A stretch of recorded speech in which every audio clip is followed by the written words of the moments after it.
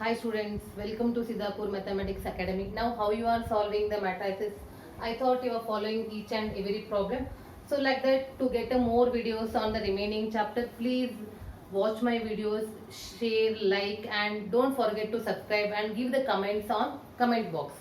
So this is the last class for matrices. Here today I am giving you the question from NCERT textbook from exercise 3.2, question number 19. See the question. A trust fund has rupees 30,000 that must be invested in two different types of bonds. The first bond pays 5% interest per year and the second bond pays 7% interest per year. Using matrix multiplication, determine how to divide rupees 30,000 among the two types of bonds if the trust fund must obtain an annual total interest of rupees 1800 and rupees 2000. So students, when you are solving these type of example, first read the question carefully, because first we have to understand what is given and what they are asking, then only we can solve the problem. So if you read the question thoroughly, the question itself gives you the so many hints. Here what the question tells, there is in a trust there is a 30,000 rupees and they want to invest that 30,000 in two bonds. One bond gives you 5% interest and another bond gives you 7% interest. If you invest in 5% and 7%, see, if you invest the amount in two bonds, one gives you 1800 as the annual interest and in another it gives you an annual interest as 2000. Now our question is how much we have to invest in first and second bond to get a 1800 as a interest, and second question how much we have to invest in a first bond and second bond to get a 2000 as the annual income. We have so many methods to solve, but our question is using matrix multiplication. That means the whole question we have to convert in the form of matrices. So suppose now I will give you the solution. See, if some amount you took from 30,000, for example, if you take 1000 rupees from 30,000, what is remaining? 29,000. But we don't know exactly how much we have to invest. Let us start with X. If you invest X amount in first bond, then what is remaining? 30,000 minus X is remaining, and that we are investing in the second bond. Write down this in a systematic way. Let rupees X be invested in the first bond. In the first bond, then the sum of money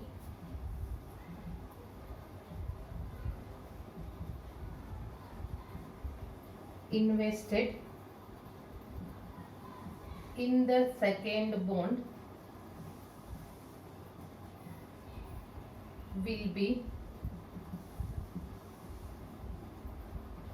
rupees 30,000 minus X, and it is given that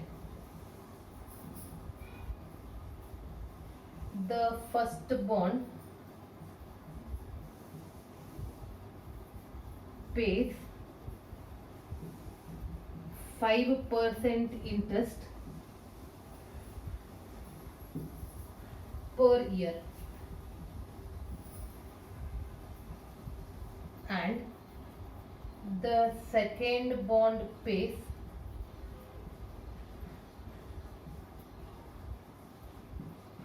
7% interest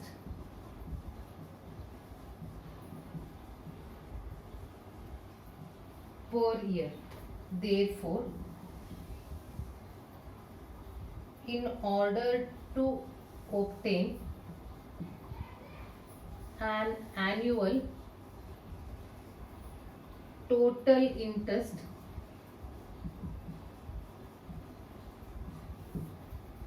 of rupees 1800, we have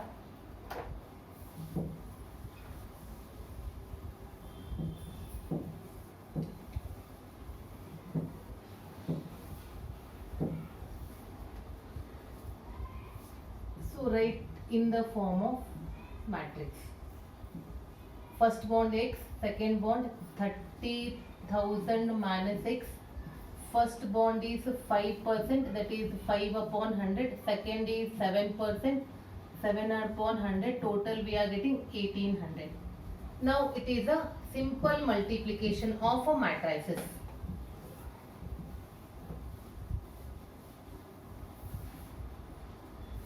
This is 5x upon 100 plus 30,000 minus x 7 upon 100 is equal to 1800.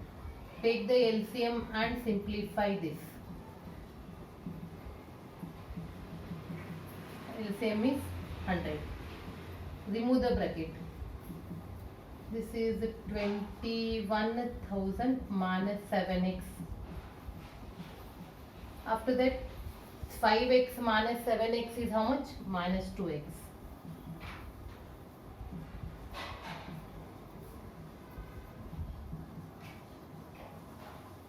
Then take minus 2x on that side, the numbers one side and x one side. The term with x, not only x, the term with x. When you are subtracting this, x is 15,000. Understood? If x is 15,000, one bond is 15,000 means what is another bond? Another bond is also 15,000. Why? Because total we have 30,000. Thus,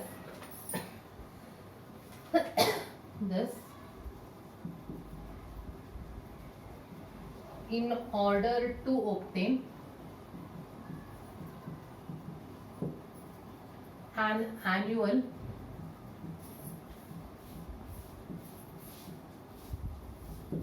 total interest of rupees 1800, the trust fund should invest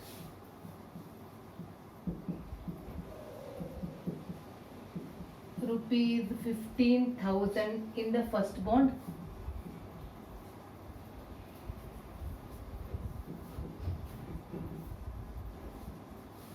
and the remaining rupees 15,000 in the second bond. So this completes the question first part, that is rupees 1800. Suppose if you get annually rupees 2,000, just with the same problem is equal to, instead of 1800 write it as a 2000 and take the student that as a assignment. Moving to the next question.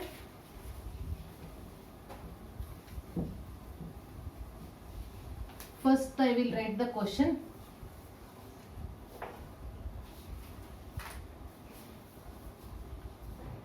The bookshop of, this is question number 20 from 3.2.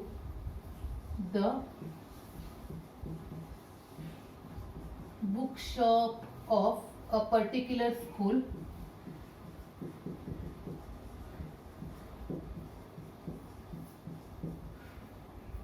has 10 dozen chemistry books, 8 dozen physics books and 10 dozen economics books.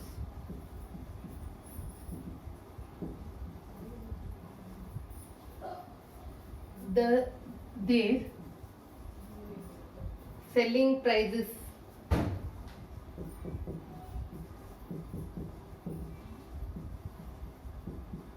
are rupees 80, rupees 60 and rupees 40 respectively. That means for one book it is like this. Find the total amount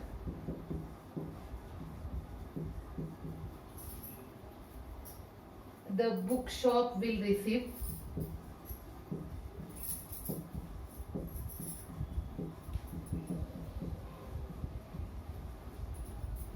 from selling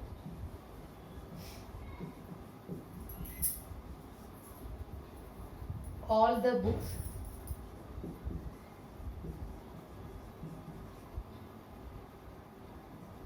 using matrix algebra.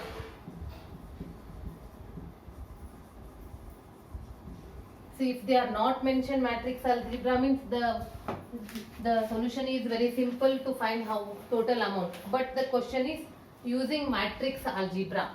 So first read the question. In a bookshop we have a 10 dozen chemistry. 10 dozen means 10 into 12. In 1 dozen 12 books. 10 into 12. 120 chemistry books. 8 dozen. 8 into 12. 96 physics books and 10 dozen economics. That is again 120 economics books. Their selling prices are rupees 80, 60 and 40 each for one book. That means for example one chemistry 80 rupees, one physics 60 rupees and one economics 40.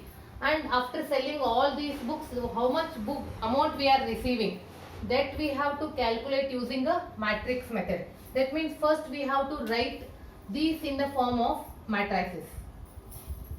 So write down the solution. The bookshop has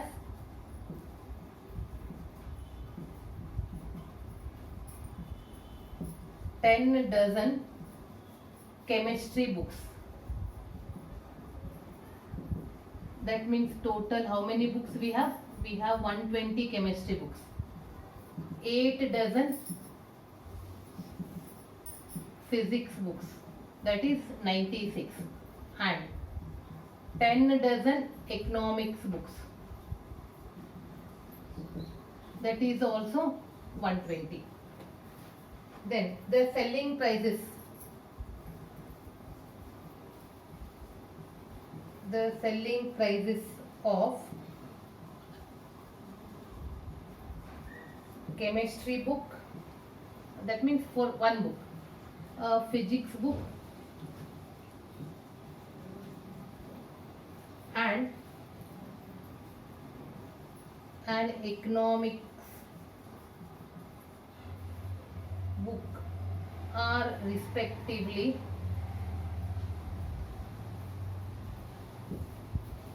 given as rupees 80, rupees 60 and rupees 40. This we are writing from the given in the statement in the problem. Now we have to write these in the form of matrices. Therefore, the total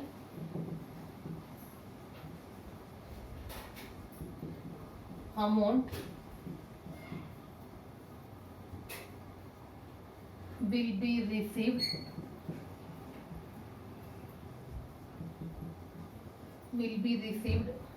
from the sale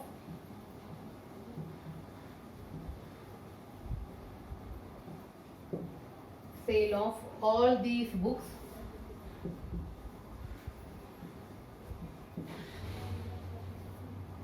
can be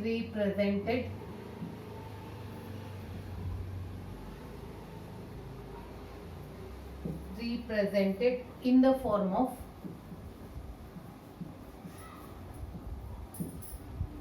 matrix as. In one matrix write down the number of books and in another matrix write down their selling price. So the total 120 chemistry, 96 physics, 120 economics and their selling prices are 80, 60, 40.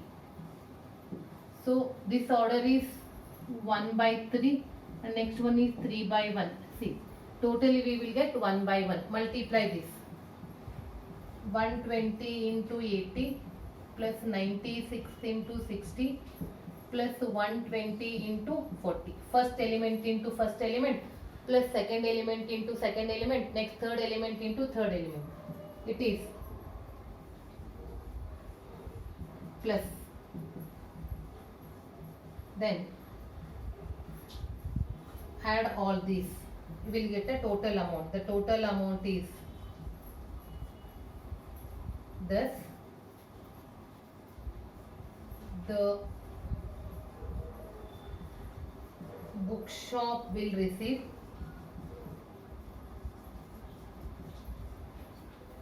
rupees 20,160 from the sale of